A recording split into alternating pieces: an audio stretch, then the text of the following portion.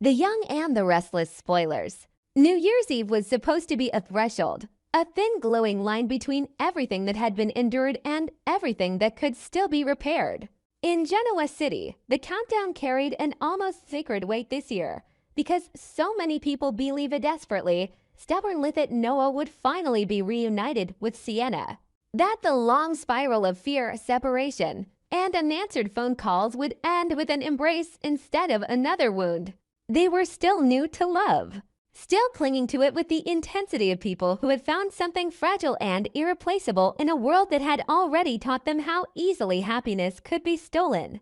To those watching from the outside, they represented a promise that even after manipulation, obsession, and violence, two people could still choose each other and begin again somewhere far away from the ghosts of Genoa City. But promises, especially hopeful ones, had a way of attracting cruelty, and this one was no exception. Long before the fireworks were scheduled to light the sky, Sienna's fate had already been decided by a mind that thrived on destruction. It was not a question of if she would die, only when, and the answer was as precise as it was merciless. She would die at the exact moment the world welcomed a new year, as if her life were nothing more than a sacrifice offered to mark the turning of the clock.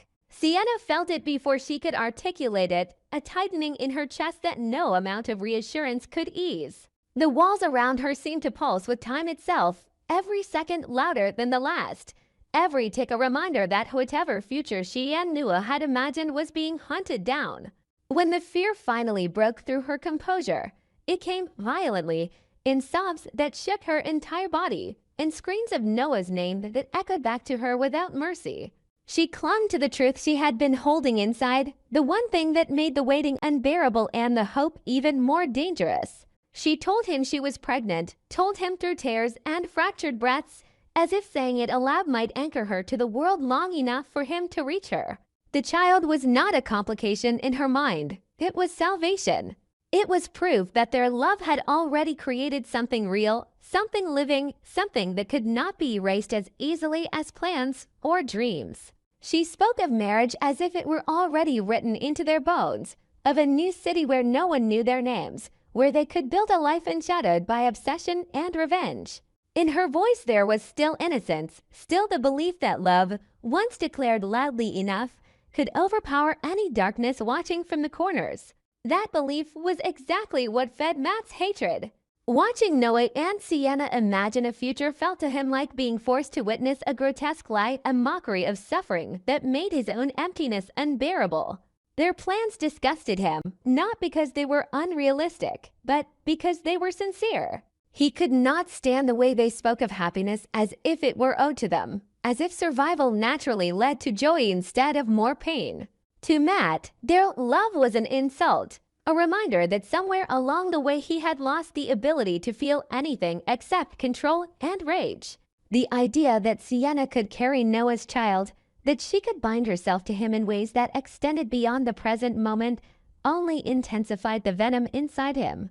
It transformed jealousy into something colder and more precise, a conviction that their future needed to be destroyed not impulsively, but symbolically.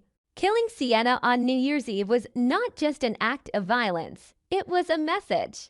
It was a declaration that hope itself could be timed, orchestrated, and extinguished at will.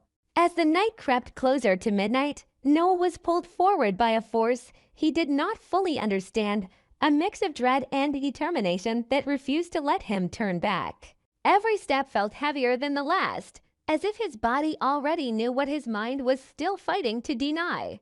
The city around him glittered with celebration, laughter spilling out of crowded rooms, champagne glasses raised in careless anticipation.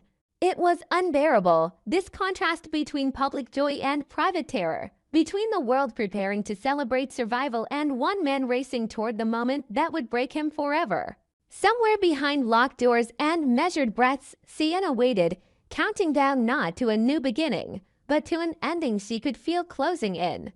She cried until her throat burned, until her voice cracked into silence, whispering Noah's name as if it were a prayer that might still be answered. When the final minute arrived, time seemed to stretch, each second expanding into something vast and cruel.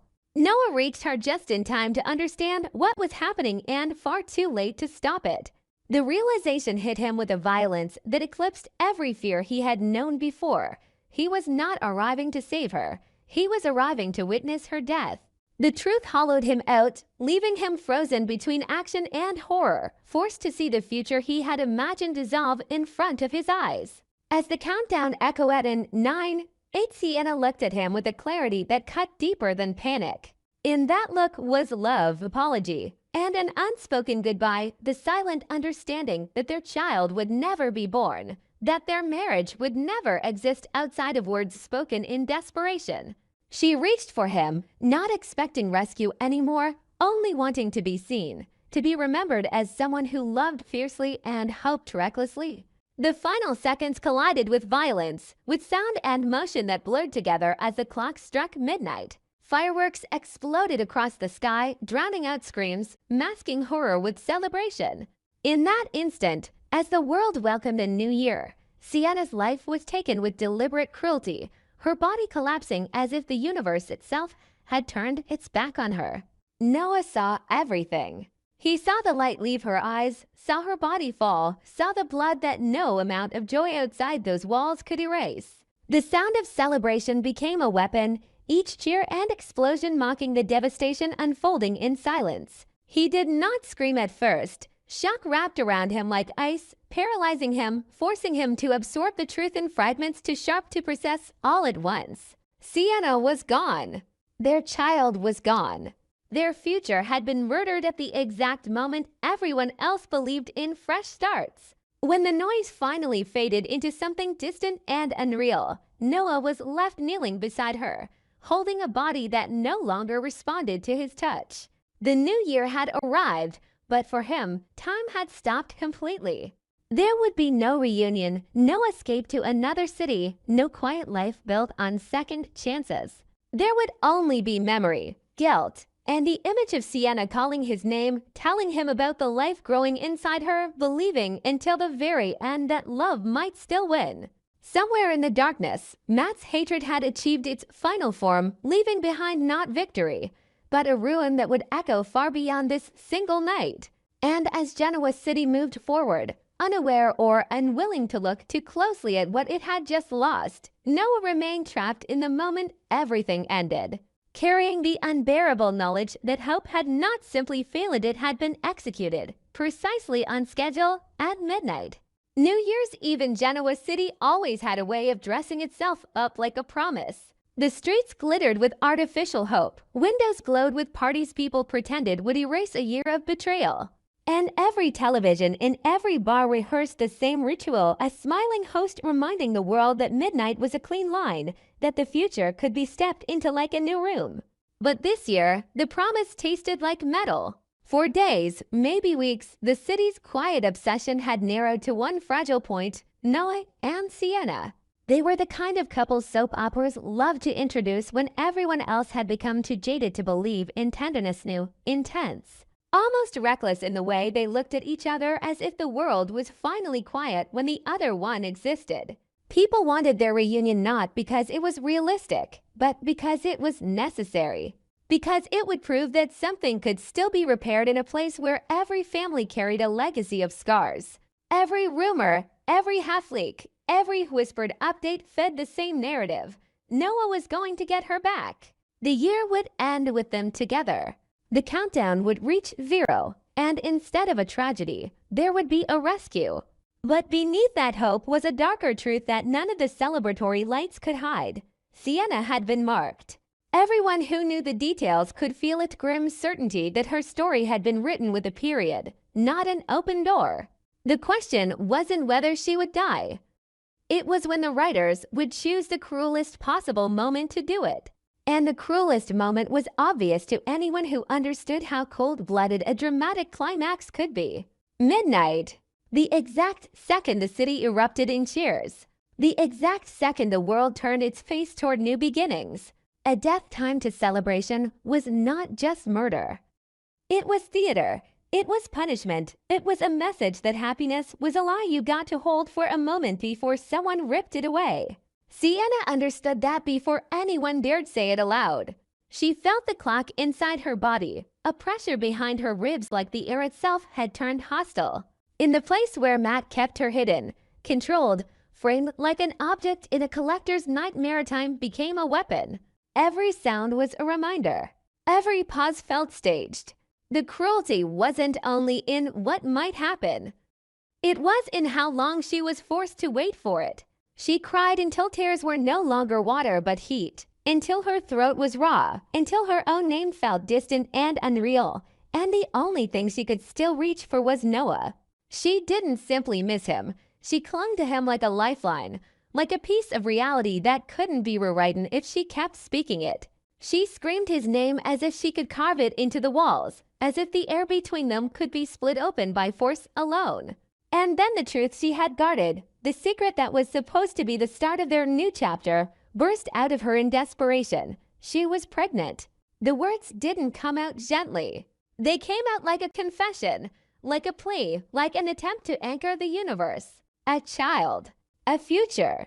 Proof that what she and Noah had was not just emotional, it was biological, irreversible, alive. She had imagined telling him in a safe room with soft light, imagined his shock melting into joy, imagined planning a wedding that didn't feel like a performance for a broken town. She had imagined a different city, a place where their names didn't come with warnings attached, where they could be ordinary and anonymous and still be happy. That was their dream: marriage, distance, peace. It was simple in a world addicted to chaos, and that simplicity was exactly what made Matt hate it. Because Matt didn't just want Sienna, he wanted power over what she represented. The more innocent their plans were, the more he despised them. To him, the idea that Noah and Sienna deserved a clean future was revolting. He watched their hope like someone watching a fire he intended to smother with his bare hands. Their love made him feel excluded from the one thing he could not manufacture: sincerity. He could buy fear, he could manipulate loyalty, he could twist situations until people reacted the way he wanted. But he could not force someone to look at him the way Sienna looked at Noah. That was the real crime in his mind. That was what he wanted to punish. So he turned New Year's Eve into a ritual. He planned it like a performance, not because he needed the theatrics, but because he needed Noah to be there. He needed Noah to witness. If Sienna died alone, it would be tragedy. If she died in front of Noah, it would be annihilation. It would take not only her life, but the part of Noah that still believed he could protect anyone, the part of him that thought love could win if it was strong enough. Outside, people counted down to midnight with champagne. Inside, Matt counted down to the moment he could break Noah forever. At Sharon's house, the waiting felt like suffocation dressed up as family. The living room had the warm glow of a place meant to feel safe: soft lamps, familiar furniture, the kind of normal that Genoa city families clung to like a prayer, but nothing in the air was normal. Noah sat there like a man trapped in his own skin, tense and vibrating with the helplessness of someone forced to wait while the person he loved was in danger. Sharon tried to keep him anchored. She offered beer, asked questions about feelings, tried to draw him out into the kind of conversation that might dull the sharp edges of panic. It was a mother's instinct. If she could keep him talking, maybe she could keep him breathing. But Noah couldn't settle. Every sip tasted wrong. Every word felt like an insult to the urgency in his blood. His mind was not in Sharon's living room.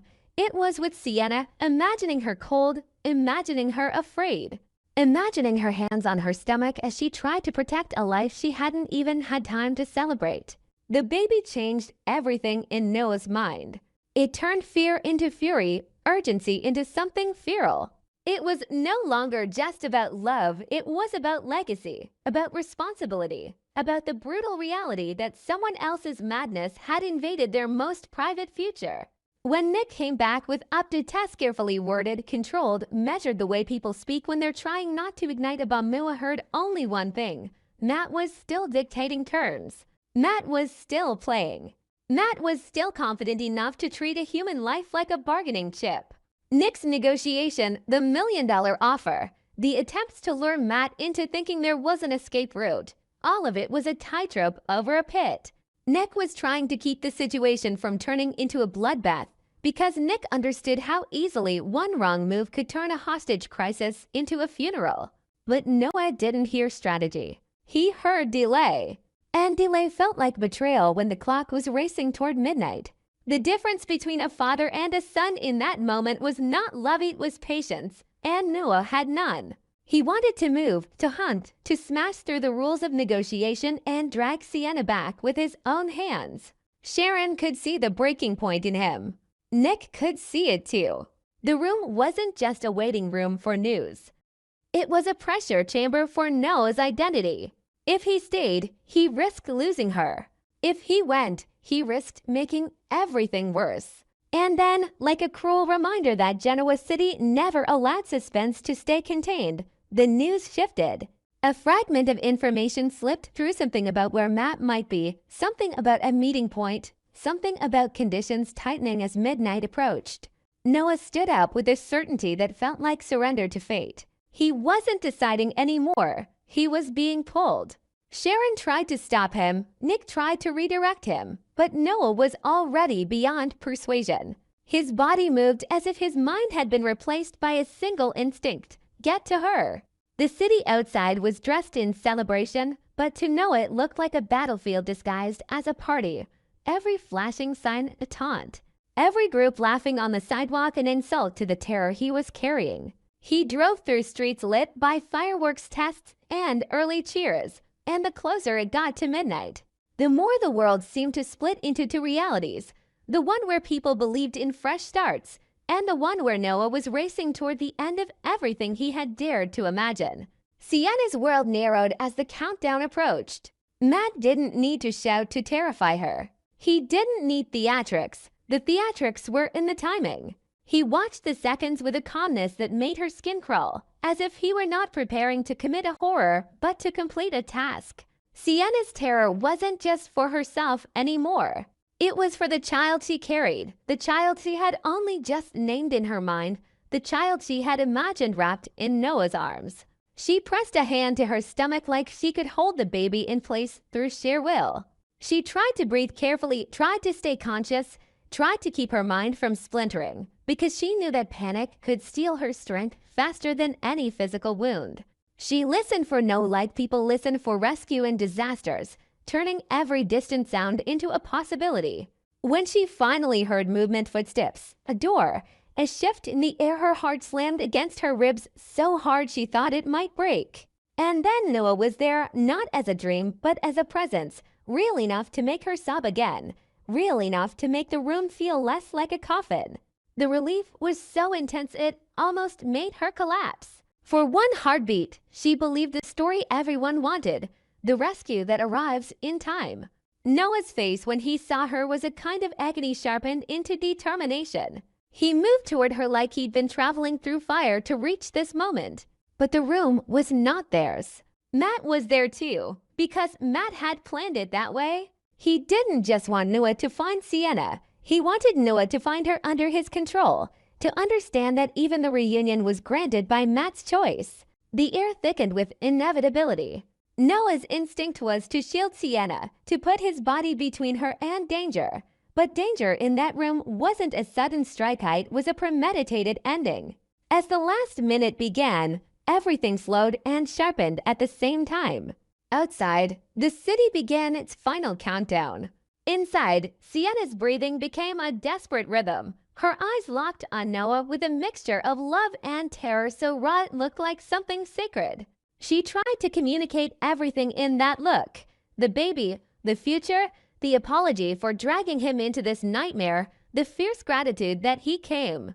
Noah reached her, held her, and for a moment the warmth of his arms made her believe she could survive simply because he was holding her. But Matt's hatred fed on that image. It sickened him to see them cling to each other as if love was a shield. He moved with the cold precision of someone determined to prove a point. Sienna's body tensed, her fear exploding into a final surge, her mouth opening to scream Noah's name again. But the room swallowed sound under the roar of the world outside beginning to chant 10, 9, 8. Noah felt everything at once, Sienna trembling, the clock pressing down, Matt's presence like a shadow with teeth. And then the moment arrived like a blade. The violence was fast enough to feel unreal, and yet so vivid it branded itself into Noah's mind forever. Sienna's body jerked in his arms, her warmth draining away in a horrifying rush, her breath catching as if the air itself had been stolen. Noah held her tighter, as if refusing to accept what his senses were telling him. Outside, fireworks exploded in the sky, their lights spilling through windows like mocking celebration, the sound of cheers rising as the city screamed joyfully into the new year. Inside, Noah's world collapsed into a single unbearable image, Sienna's eyes, wide and glassy, fixed on his face as if trying to hold on to him even as her body betrayed her.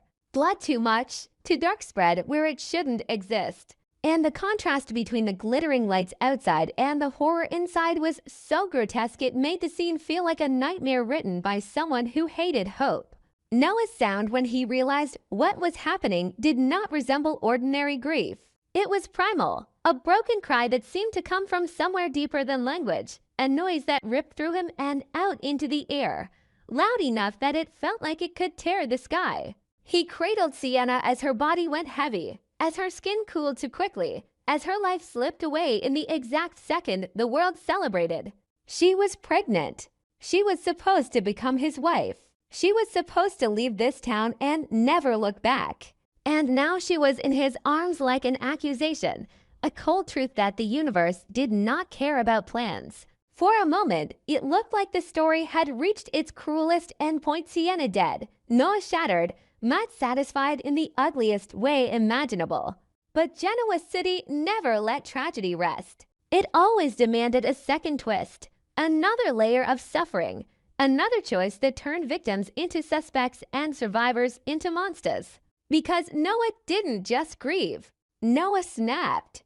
Grief in soap operas was never quiet. It was catalytic. It turned love into vengeance and heartbreak into action. And Noah, kneeling with Sienna's body in his arms, became something dangerous. He felt the old version of himself, one who could believe in rules, in patience, in the idea that the system would fix what was broken, shatter like glass. In its place rose a desperate, righteous fury, the kind that doesn't care about consequences because consequences already feel like a joke. Matt was still there, still breathing, still capable of smirking at the ruin he'd created, and that fact alone felt unbearable. Noah's mind raced through a single, brutal conclusion. If Matt lived, this never ended. If Matt lived, Sienna's death became a chapter instead of an ending. If Matt lived, her blood would become a currency for more cruelty, more games, more threats. Noah's hand went where his instincts took it, to the weapon he had brought because some part of him had known he might need it, because love without protection had already failed him once. He stood with a shaking steadiness that looked almost calm, a calmness that scared even him, and he aimed not out of thought but out of certainty. This was the moment where revenge tempted him with the illusion of closure. One shot could erase Matt. One shot could turn the nightmare into a finished story. One shot could make the new year begin with finality instead of endless fear. But as Noah faced Matt, something else happened, at something small, something almost invisible, something that did not belong in a scene of absolute death. Sienna's body, limp in Noah's arms, did not behave like a body that had fully surrendered. There was a faint movement, so slight it could have been Noah's imagination, the kind of twitch muscles can make when the brain is in denial. Noah froze, his breath caught between rage and shock. He looked down, and in that instant, the world slid again. Because there, under the blood and the terror, there was a possibility of faint, fragile trace of life refusing to disappear. A shallow, broken breath, a barely there flutter against his palm where his hand had been pressed to her side. It wasn't a miracle. It was a cruel tease. It was the difference between a tragedy that was complete and a tragedy that could still evolve into something even more complicated. Noah's rage wavered, not because he forgave Matt, but because his priorities slid back into place with violent clarity. If Sienna was not gone yet, if there was even a fraction of a chance, then nothing mattered more than keeping her alive. That realization hit him like a wave, pulling him away from the seductive simplicity of revenge. The gun in his hand trembled, not with fear, but with the unbearable pressure of choice. He could shoot Matt and risk wasting seconds Sienna didn't have, or he could let Matt live long enough to face justice, long enough to be dragged away, long enough to watch his plan fail if Sienna survived. The choice wasn't heroic. It was agonizing. Noah's entire body burned with the desire to end Matt, but Sienna's faint breath was a chain around his soul, pulling him back to what love actually demanded. He lowered the weapon just enough to keep it from firing, not because he had become gentle, but because he was suddenly terrified that the act of vengeance would steal the last chance of rescue. The room erupted into motion panic, shouting from unseen forces approaching, the distant urgency of sirens that might have been called by Nick's contingency plans or by the chaos itself.